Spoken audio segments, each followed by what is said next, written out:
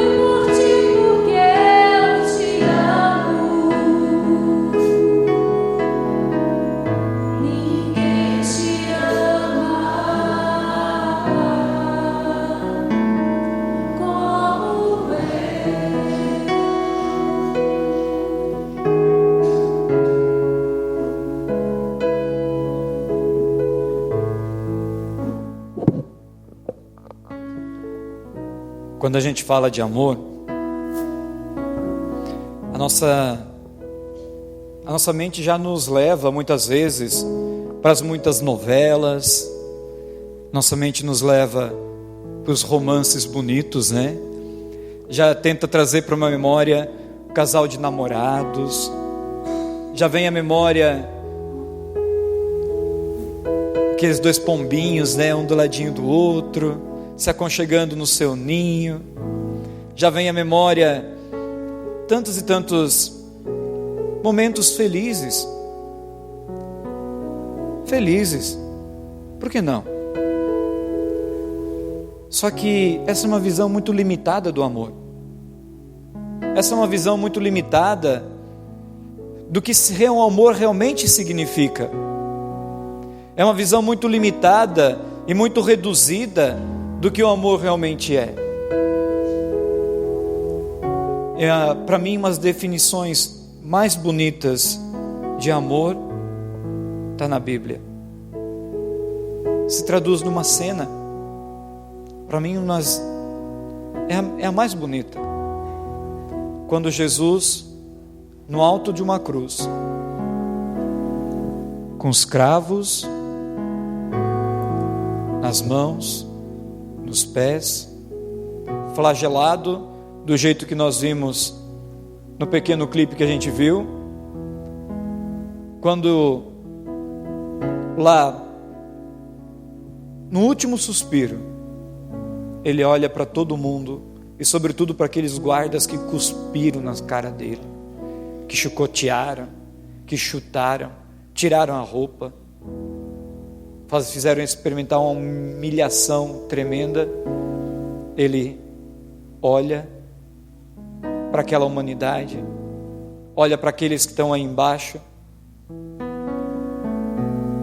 Para mim, ele dá uma última olhadinha para o céu e diz: Pai, perdoa-lhes, eles não sabem o que fazem. Porque logo em seguida ele diz: tudo está consumado, em tuas mãos entrego o meu espírito. Para mim, a definição mais bonita de amor é essa: Pai, perdoa-lhes, eles não sabem o que fazem. Traduzida nesse momento, que não tem uma bonita praça, que não tem um casalzinho de namorados, nessa cena que não tem dois pombinhos, nessa cena que não tem uma musiquinha romântica de fundo, não tem flores, mas pelo contrário, tem cravos, uma lança que logo logo transpassa o coração desse mesmo Jesus. Para mim é a definição mais bonita de amor, porque amor verdadeiro é esse amor que se entrega, esse amor que se doa, esse amor que se sacrifica, esse amor que vai além da nossa própria dor, que ajuda, que faz com que dá força para a gente superar a nossa vida, que dá força para a gente superar a doença, que dá força para a gente superar as dores e as calúnias que a gente vai sofrendo pela vida, que vai enfrentando pelo caminho. Nossa humanidade hoje em dia é uma humanidade muito mole.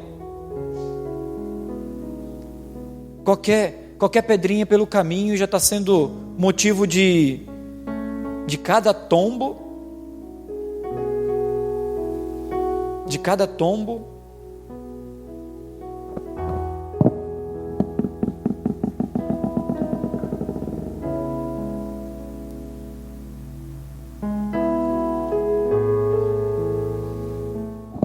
a experiência mais bonita de amor, traduzida por um homem. A experiência mais bonita de amor, traduzida por uma pessoa. Quando ele diz: Pai, perdoa-lhes, porque eles não sabem o que fazem, ele é como se arrancasse o próprio coração do peito para entregar para cada um de nós. E aqui a gente olha para toda a nossa humanidade, olha para cada um de nós, porque essa foi a cruz de Jesus. Essa foi a cruz que foi a missão dele. Mas se a gente olha para a nossa vida, nós temos as nossas cruzes. A Jornada Mundial da Juventude mexeu muito comigo. Eu tive a graça de, como comunidade, estar lá. E foi muito difícil ir para lá. Muito, muito, muito difícil. Primeiro porque nós estamos passando uma crise financeira muito grande. Não só como país, mas também como comunidade. Você sabe, nós vivemos da providência de Deus. Se está faltando para o nosso povo, está faltando para nós também. Então as doações já não são da mesma quantia, o jeito já não é mais o mesmo, as visitas já não são mais as mesmas. Então vamos sofrendo. Então nós tentamos 1001 alternativas, porque sentia muito forte no coração o chamado para ir. Muitas e muitas vezes nosso grupo quis desistir. Montei primeiro com uma agência lá do Rio Grande do Sul, uma peregrinação para que nós pudéssemos ir junto no nome de Betânia, não deu certo. Tentei, depois, com umas ações internas, fizemos rifa, os meninos fizeram trufas, montamos esses CDs de pregação que vocês estão adquirindo, montamos, ia nas missas, levava produtos de evangelização para vender, para reverter também tanto para a comunidade, dividia, né? 70% era da comunidade, 30% era para ajudar, para ir para a jornada. Então, um monte de ações. Estava todo mundo desistindo, porque foram muitas discussões, e eu me mantive firme, porque quando eu rezava, eu tinha muito forte dentro de mim que tanto João Paulo II quanto Santa Faustina tinha alguma coisa para me dizer lá. Porque o nosso carisma é misericórdia. A gente olha para Betânia, o que a gente faz, o que a gente aprendeu do Padre Léo, se não ser misericórdia? Se não olhar no outro e olhar para o coração do outro, do jeito que ele é, sem condenar, sem se fazer menos, nem se fazer mais, mas olhar para o coração do outro, como Jesus fez conosco. E foi uma luta, mas graças a Deus conseguimos arrecadar o dinheiro. Nós não tínhamos mais lugar para ficar lá. De repente, num grupo lá de Criciúma que estava indo, 6 pessoas desistiram. Olha que coincidência, e nós éramos em 6, 4 aqui da comunidade, um padre lá de Rio Negrinho e mais uma menina de Criciúma. Eu sei que não é coincidência, é providência. Lá não precisamos pagar um dia a nossa estadia lá, durante a jornada. Depois da jornada, sim, porque nossa passagem, para ficar mais barata, a gente precisou comprar uns 3 dias depois, e porque no mesmo dia era muito fluxo, então eles jogaram os preços lá para cima. Então até a gente ficar um pouquinho mais, foi um sacrifício ficar um pouquinho mais, mas para poder retornar. Mas nesse tempo nós ficamos para rezar e para continuar esse momento de peregrinação. E quando nós chegando lá, e toda a dimensão, nós fomos acolhidos no mosteiro, as irmãs nos cederam a casa, e tudo assim, foi tudo caminhando e dando certo, lá dentro da jornada. As distâncias eram longas, você caminhava 4, 5 quilômetros para chegar no local que você ia participar da jornada, às vezes era longe do palco, às vezes era próximo, mas Deus falou muito lá. Eu não posso dizer eu digo para vocês que eu não senti nem um frio na espinha, como a gente às vezes quer experimentar de Deus, né? Não senti nenhum frio na espinha, não senti nenhuma emoção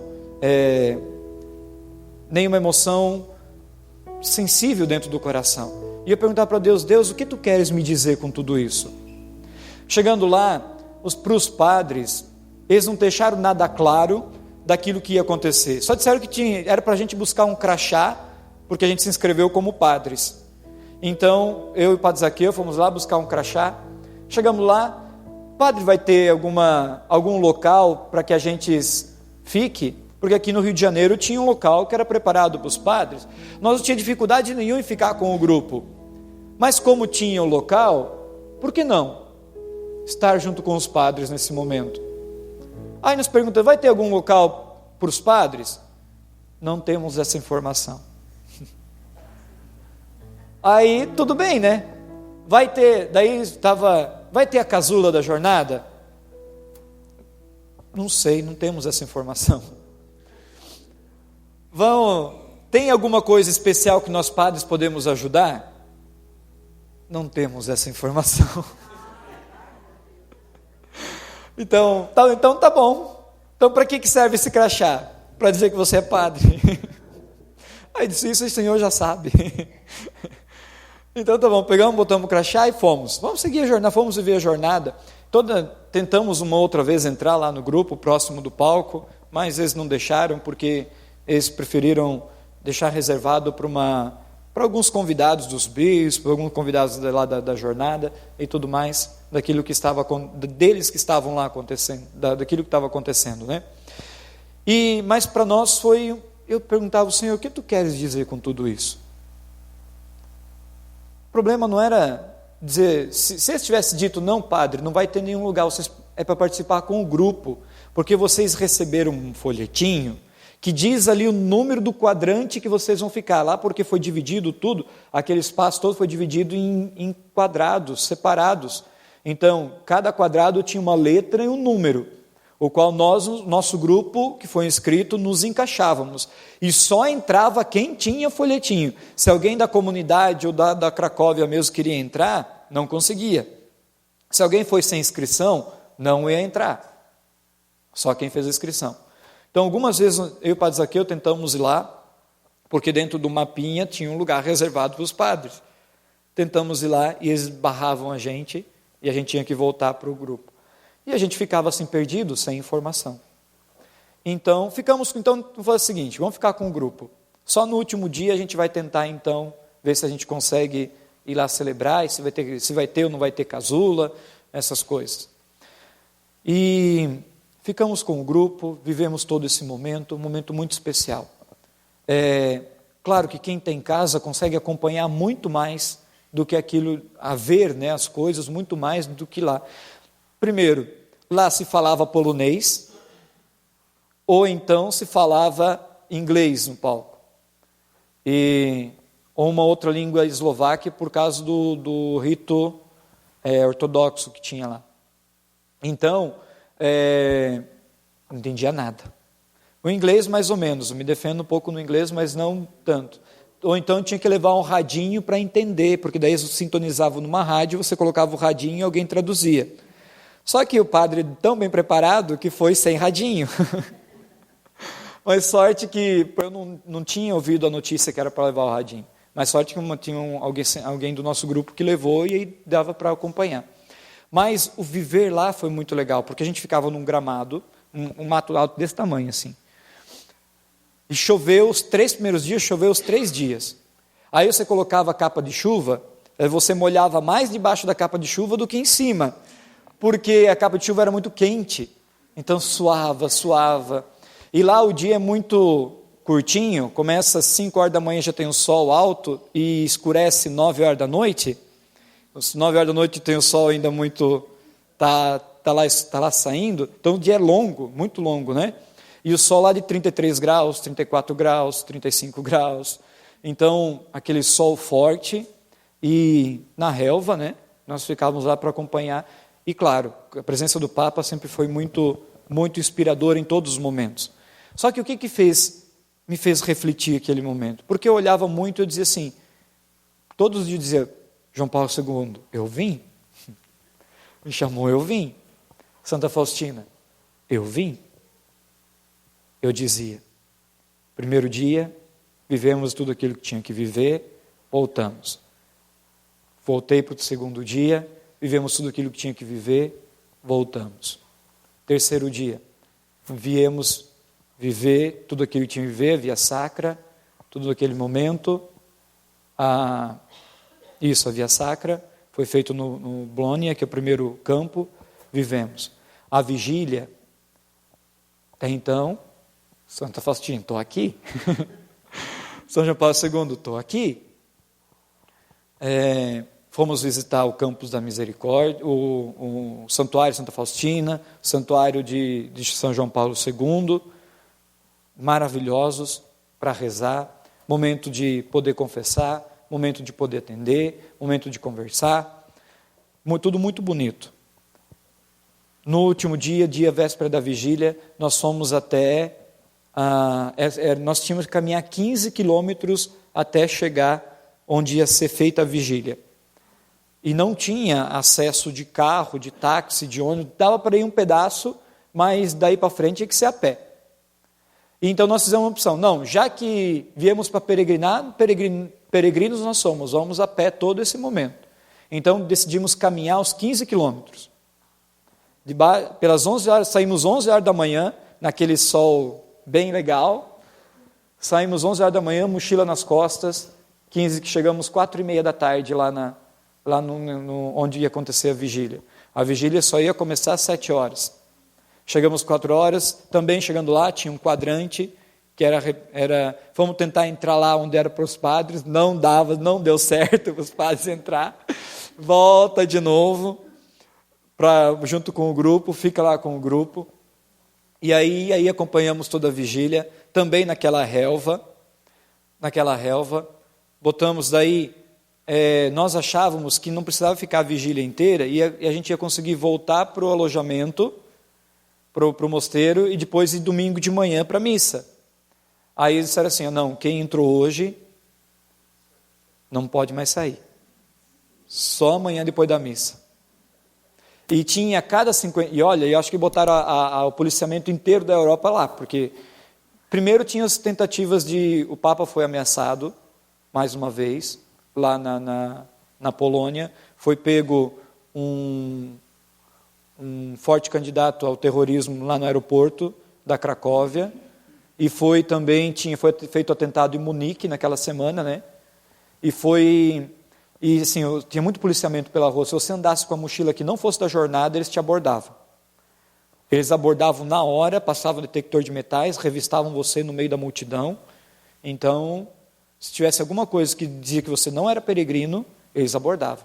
Então, imagina, 15 quilômetros, a cada 50 metros, um policial. E não tinha brincadeira com eles, não.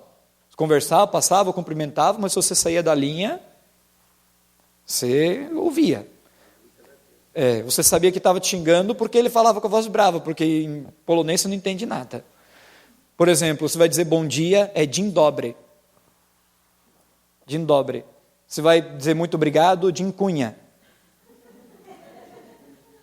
Vai dizer sim, tak.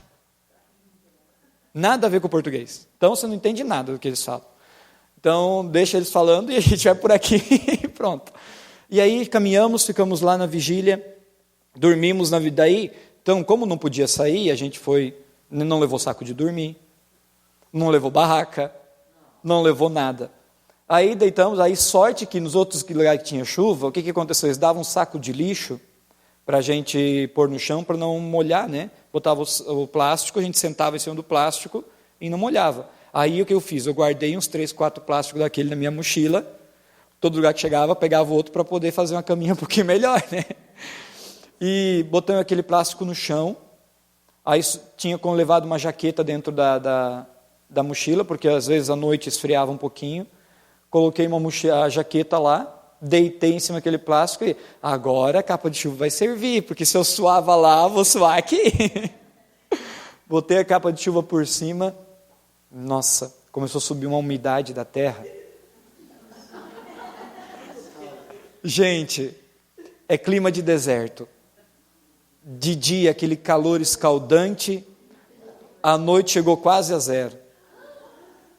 Mais um frio que nós tremia. Zero é exagero, né? Mas chegou pelo menos a uns 12, 11 graus. Mais ou menos chegou. Nós pegávamos o celular. Hã? Era vigília. Não dormia a noite inteira. Resultado, não dormia, tinha que se esquentar de um jeito, de outros... Encostava num, encostava no outro, se mexia para um lado, ia para o banheiro, voltava. Aí ficava dizendo, meu Senhor, o que tu queres dizer com tudo isso? E aí tentava conversar, daí o chão também era bem uniforme, né? Aí eu deitava, as costas ficavam para cima, a bunda lá para baixo, a cabeça para baixo. Aí a hora que eu tentava levantar, uma dor nas costas assim, por causa na lombar.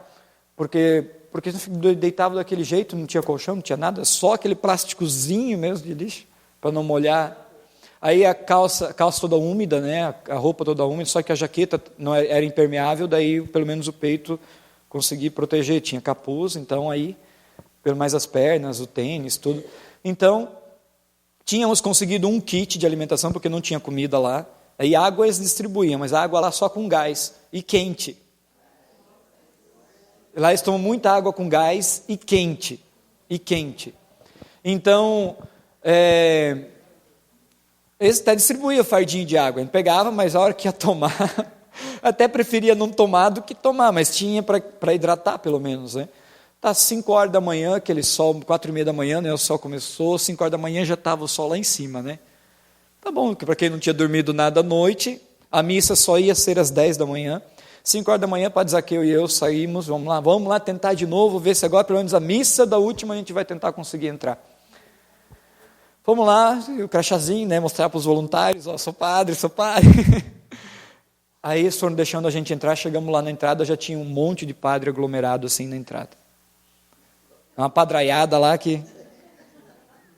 Imagina, foram inscritos mais de 20 mil padres para a jornada. Acho 10% de tudo que estava lá, porque eram 2 milhões e pouco que foram de jovens.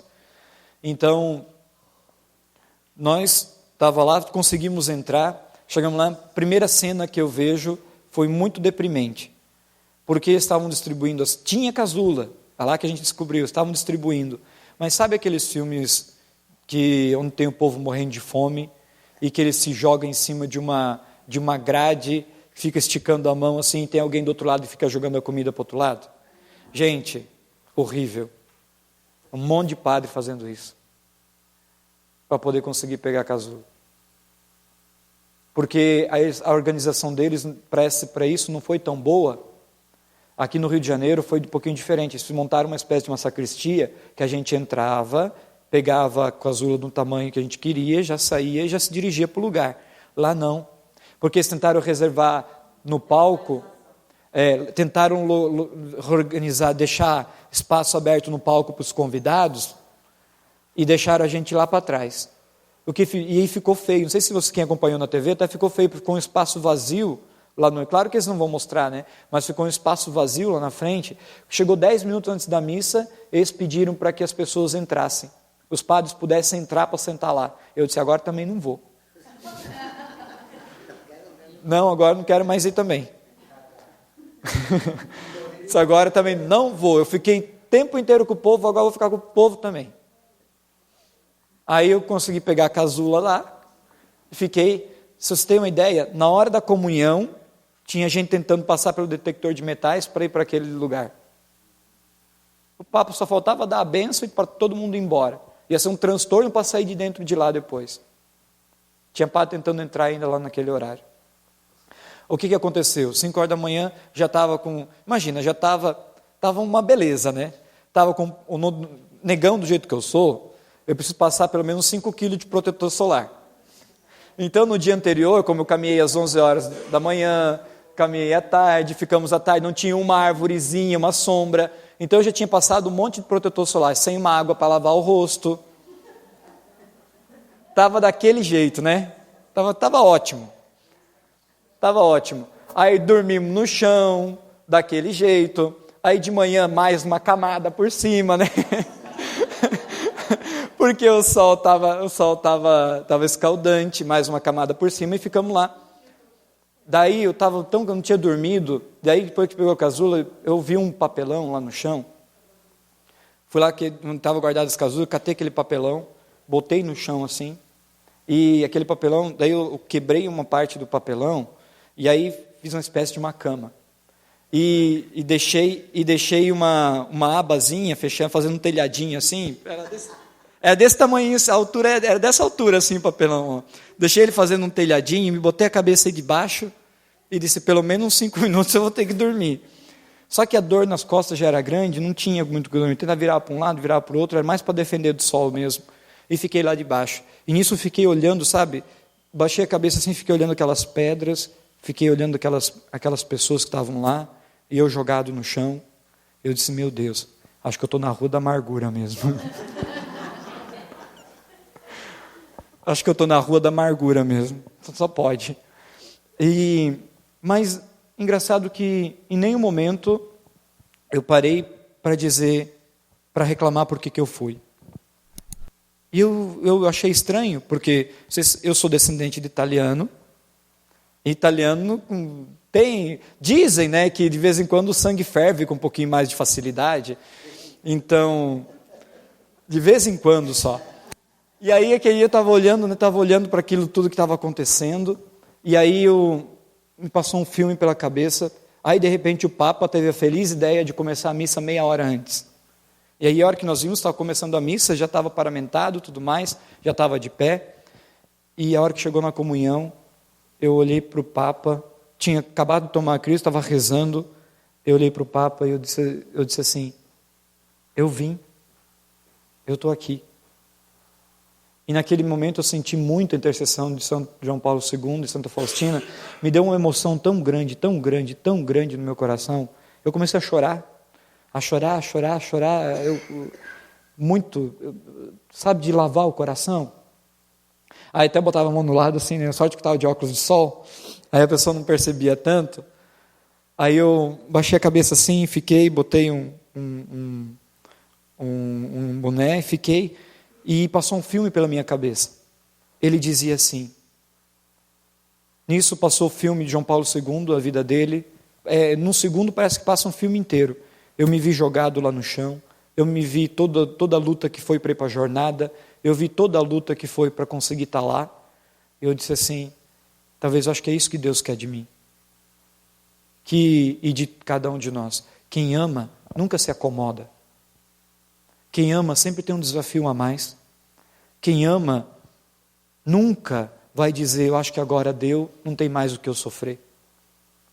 Quem ama de verdade, quem ama em nome de Jesus, nunca vai poder dizer, eu já dei minha última gota. Quem ama e quem ama em nome de Jesus, sempre tem que dar um pouco mais. Não importa se eu sou padre, se eu sou bispo, não importa se eu sou papa. Nos primeiros dias me preocupou, a feição do Papa era de alguém deprimido, alguém triste, preocupado. Não sei se vocês perceberam, quem acompanhou. Os 2 primeiros dias, e ele que estava tão animado na última jornada, empolgado com a última jornada, me questionou aquilo. Mas também quantas ameaças e quantas lutas esse homem não tem enfrentado. Eu olhava para a história de João Paulo II, entrando lá no santuário dele, vendo a veste que ele foi baleado, eu dizia assim, eu contemplava aquilo e disse, meu, que homem de coragem. Voltei para casa, assisti mais uma vez o filme dele, sorte que eu estava no meu quarto sozinho, as lágrimas vieram de novo, sentindo tudo aquilo de novo. João Paulo II nunca viveu a fé por causa de um sentimentalismo. João Paulo, vejam, tem o filme Carol, o homem que se tornou Papa. Ele nunca viveu a fé por causa de uma vontade própria. Ele viveu a fé por causa, em resposta a uma necessidade da época daquele tempo, onde ele, o pai dele e o povo dele estava sendo dizimado pelos nazistas, onde os soviéticos traíram a Polônia. Os poloneses, os mais antigos, eles não tratam bem os turistas, nem fazem muita questão de falar inglês. Falando nisso, eles têm que tirar o chapéu para eles, porque todos eles pelo menos falam 2 línguas, o inglês e o polonês. Não importa se é o pipoqueiro da esquina, se é o dono de um grande restaurante. É uma grande lição para nós brasileiros, nós somos muito acomodados. É um tapa na cara para nós. Só porque o nosso país é do tamanho de um continente, nós somos muito acomodados. E eu olhava para mim e disse, não viajo mais sem falar inglês. Até porque eu perdi o avião na Alemanha, né? E até explicar o porquê que eu perdi o avião na Alemanha. É uma outra história. Essa é uma outra história. Mas assim, ó, foi em resposta a uma necessidade da época. E assim, ó, em toda a vida de João Paulo II, ele que perdeu o pai nessa guerra, perdeu amigos e amigos do peito, ele tinha um lema, quando encontrava uma pessoa, ele dizia assim, cor unum anima una, um só coração e uma só alma. Cor unum anima una. Colocaram escutas até no confessionário onde o João Paulo, naquela época, Carol Wojtyla atendia a confissão para ver se ele falava mal do governo ou se ele incitaria a guerra. Ele sempre disse, o mal só pode ser rompido a partir do amor. Se você revidar o mal com o amor, você não estará rompendo a corrente do mal, você estará sendo mais um elo da corrente do mal. Olha que forte.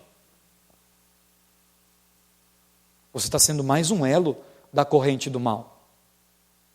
Aquilo me arrepia de falar, de ouvi-lo.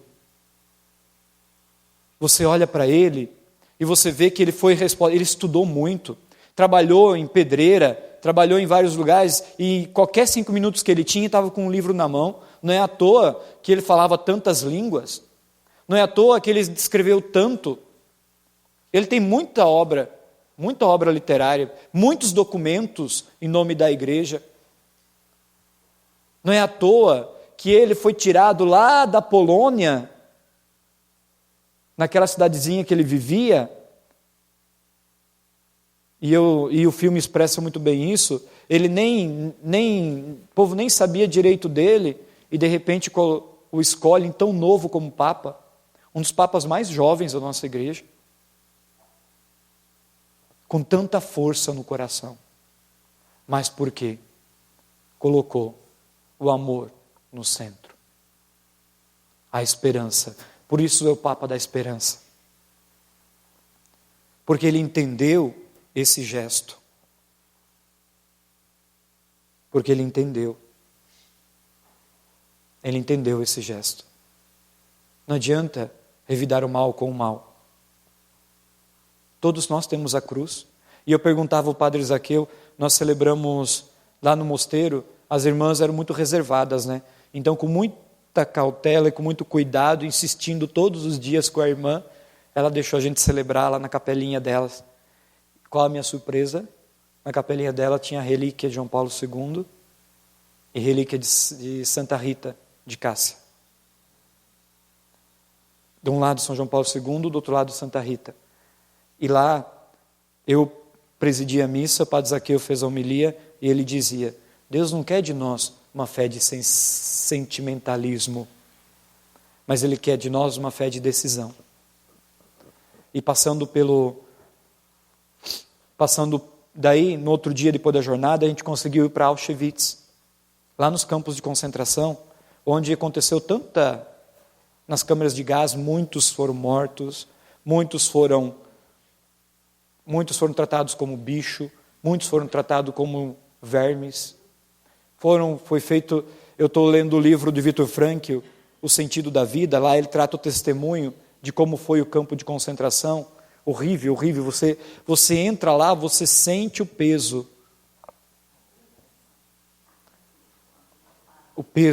daquilo. Onde São Maximiliano Maria Kolbe foi morto, Papa Francisco foi lá. Então, por isso nós fizemos questão de ir lá, depois da jornada, porque fazia parte da peregrinação. Eram 100 quilômetros de Cracóvia. Da Auschwitz dá mais ou menos 100 quilômetros de Cracóvia. Então nós fizemos questão de ir lá também e viver por lá. E eu olhei para o padre Zaqueu e eu disse bem assim: Padre Zaqueu, todos os santos da nossa igreja tiveram grandes causas por lutar. Por isso se tornaram santos. Qual é a nossa causa? Qual é a causa que a gente está lutando para ser santo? Qual a causa que eu, Padre Ellington, como padre na comunidade Betânia, estou abraçando para ser santo? Qual a causa que você hoje na sua casa, na sua família, no seu dia a dia, você está abraçando para ser santo? E quando digo santo, não digo santo de altar para fingir para os outros que você é santo, mas santo de coração. São João Paulo II nunca se colocou diante dos outros como santo. Pelo contrário, ele fez muito como Papa Francisco: rezem por mim. Gente, veja, eu admiro muito o Papa Francisco. Eu sou fã de carteirinha dele. Porque ele não fala muita coisa difícil.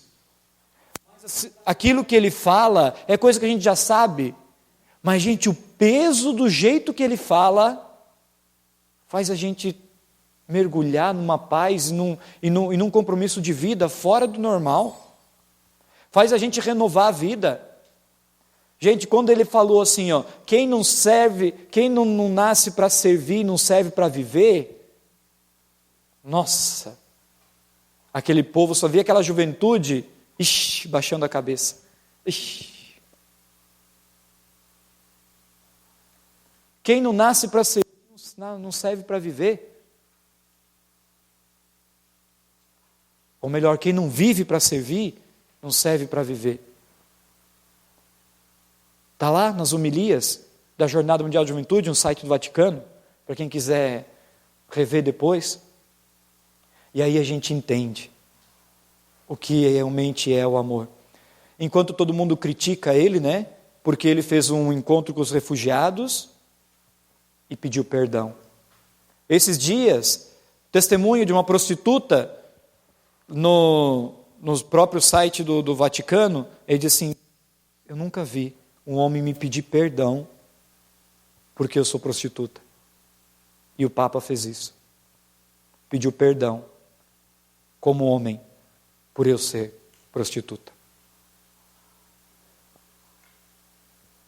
Tem noção de um gesto desse? Será que um gesto desse não se assemelha ao gesto de Jesus na cruz? Porque o Papa Francisco está sendo criticado por todos. Os mais conservadores estão detonando o Papa. As religiões contrárias estão detonando o Papa. Foi ameaçado de morte mais de uma vez. Gente, misericórdia é amar quando a gente menos merece. Ou sentir o amor de Deus quando a gente menos merece. E quem nos dá essa força é a cruz de Jesus. Quem nos dá esse sentido é a cruz de Jesus. Vamos recordar um pouquinho nossa Sexta-feira Santa, quando a gente passa o dia inteiro meditando o Calvário de Jesus. Não foi fácil. Não foi fácil passar pela cruz. Não foi fácil dizer para Deus: eis-me aqui, Senhor. Não foi fácil dizer para o Senhor: Senhor, olha, e Jesus reluta na sua humanidade, né? Se for possível, afasta de mim esse cálice. Porque ele sabia do sofrimento todo que ele ia ter. Está dando calor. Ele sabia do sofrimento todo que ele tinha pela frente, o que viria. Ele sabia que a cruz ia ser o preço que ele ia pagar por causa dos nossos pecados. Ele sabia que era a cruz. Deus já tinha revelado para ele.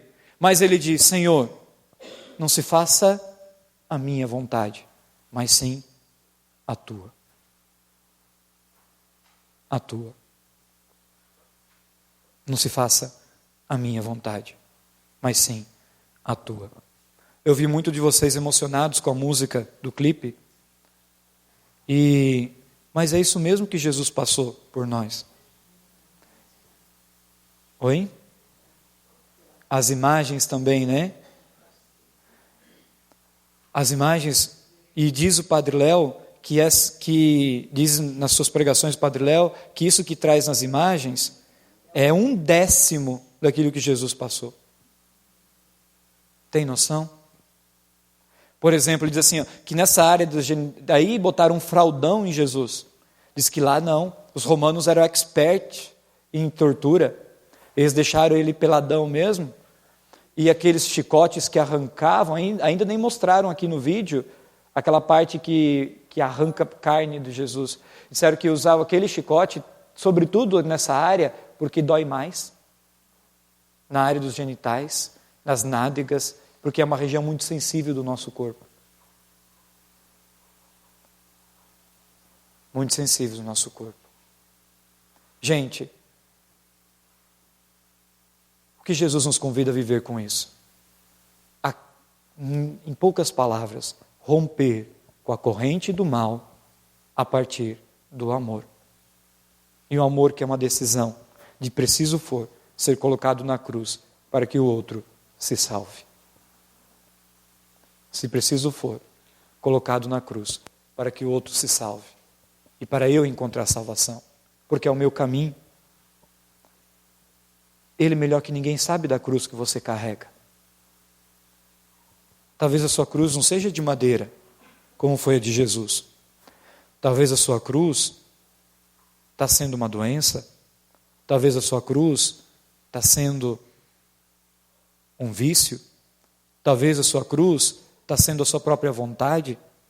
Talvez a sua cruz está sendo um familiar, um filho, um esposo, uma esposa. Talvez a sua cruz está sendo um relacionamento estragado. Talvez a sua cruz tenha sido a sua afetividade, sua sexualidade. Talvez a sua cruz Tem sido o consumismo? Talvez a sua cruz tem sido os fantasmas do passado? Talvez a sua cruz tem sido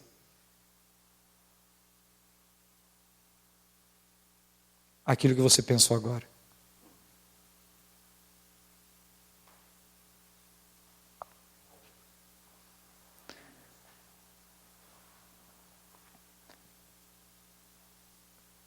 Ninguém subiu ao céu a não ser aquele que desceu do céu, o Filho do Homem.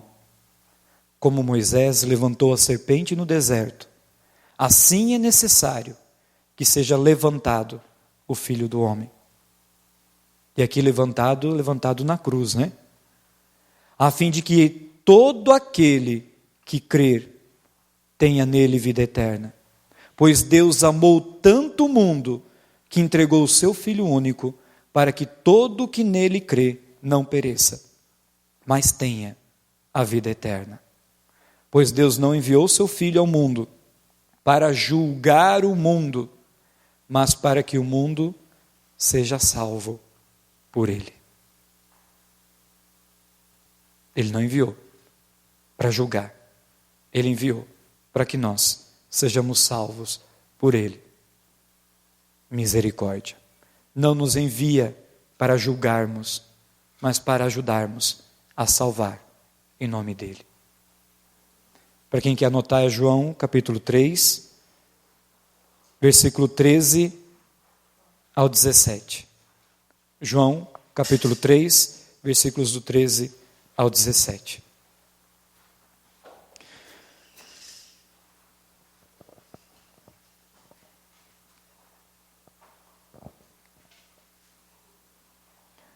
Nós vamos fazer o seguinte agora. Sobretudo, diante da cruz que você carrega hoje, você vai contemplar a cruz de Jesus. Como na Sexta-feira Santa, você é convidado hoje, agora, a adorar a cruz do Senhor. Olhar para essa cruz, nela, entender o tamanho amor de Jesus por cada um de nós. E nessa cruz, abraçar a sua. E com ele, encontrar forças para superar. Para encontrar o céu. E para devolver a vida.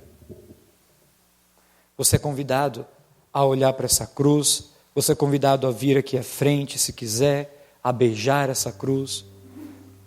Ela vai ser agora sinal, como já é, de salvação. Para você, para mim. E você vai fazer total silêncio para que Deus fale através de você. E silêncio mesmo. Agora são 10:05. 10:05. Até umas 5:15, 5:20, você vai ficar em silêncio, meditando o mistério da cruz. E sobretudo, procurando, olhando para ela, contemplar o amor de Deus nela, por você e por cada um de nós. Recorde do clipe, se você quiser recordar do clipe, tudo aquilo que Jesus sofreu. Associa o teu sofrimento hoje, mas encontre nele forças para romper a corrente do mal, para romper a corrente que te impede de amar verdadeiramente, para romper a redoma o qual você e eu colocamos o nosso coração. Porque às vezes a gente acha que para proteger o nosso coração a gente precisa colocar uma redoma, igual o pequeno príncipe fez com a sua rosa, né? Só que ele estava perdendo a própria rosa. Quando ele tira da redoma e deixa ela viver, ela fica muito mais bonita e ganha muito mais com ela livre. Tira teu coração da redoma, porque quando a gente coloca o coração na redoma, a gente não consegue nem amar o outro e nem ser amado pelo outro, porque a redoma nos impede. Amor é feito de sacrifício, é feito de entrega, é feito de doação, é feito de cruz. É feito de cruz. Muitas vezes é feito também como 2 pombinhos, mas a maioria das vezes é cruz. Não para nos entristecer, mas para mostrar que você é muito mais forte do que pensa, e que você pode ir muito além daquilo que você acha que já foi. Eu tive muito claro, Padre Ellington, não é para você desistir, não é para você se acomodar, não é para você parar por aqui. Eu tenho muito ainda para fazer com você. Então, não se acomode. Prova disso foi eu perder o avião, porque eu sempre verifico, se não 3, mas 5, 6 vezes o voo, o número do voo, o portão, essas coisas. Mas como todo mundo, como achava que o voo era o mesmo, fui entrando na onda muito cansado. Chegamos lá, o voo era outro, meu e do Padre Zaqueu. Ficamos lá. Deus ensinou 2 coisas mais nessa jornada. Não se acomode, aprenda uma outra língua. Não se acomode, nunca baixe a guarda, vigie sempre. Porque nós alerdiamos, vigia sempre. Que a cruz do Senhor seja sinal de salvação para cada um de nós, sinal de salvação para você, sinal de salvação para a nossa vida. Deixa a cruz do Senhor falar com você agora.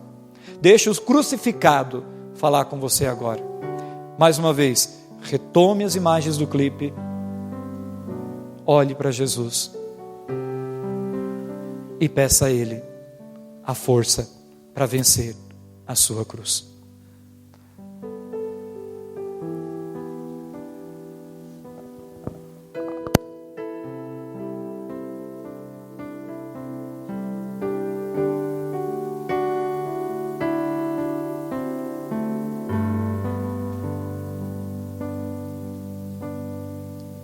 Tenho esperado este momento, tenho esperado que viesses a mim, tenho esperado que me fales, tenho esperado que viesses a mim. Eu sei bem que tens sentido, sei também que tens chorado,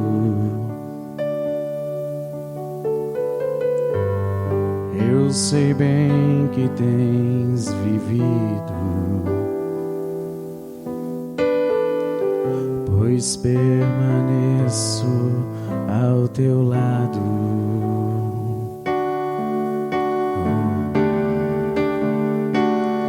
Ninguém te ama como eu, ninguém te ama como eu. Olhe pra cruz, esta é a minha grande prova.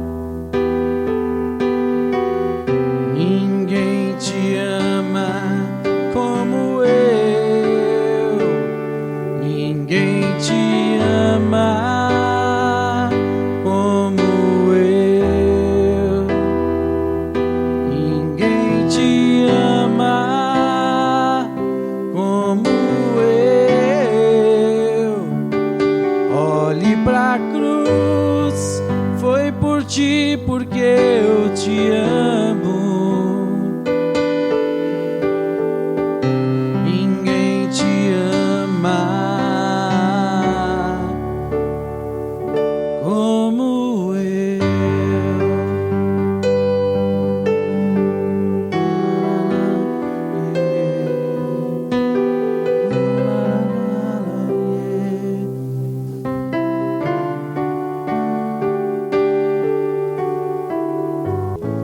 Pois Deus amou tanto o mundo, que entregou seu Filho único, para que todo o que nele crê não pereça, mas tenha a vida eterna.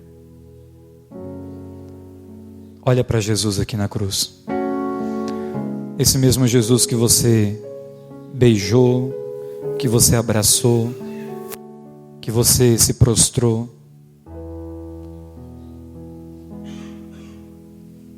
Esse mesmo Jesus que você assumiu um novo compromisso de vida, é o Jesus, pleno amor, que se doa, se faz força, vitória na sua vida. Por isso, diante da sua cruz que você assumiu, diante da cruz de Jesus, nunca tenha medo de dizer, como Santa Faustina nos ensina: Jesus, eu confio em vós. É o segredo para a nossa vida. Diante da nossa cruz, quando ela pesar, olha para a cruz de Jesus. E como Santa Faustina diz, eu confio em vós. E a força virá. Amém?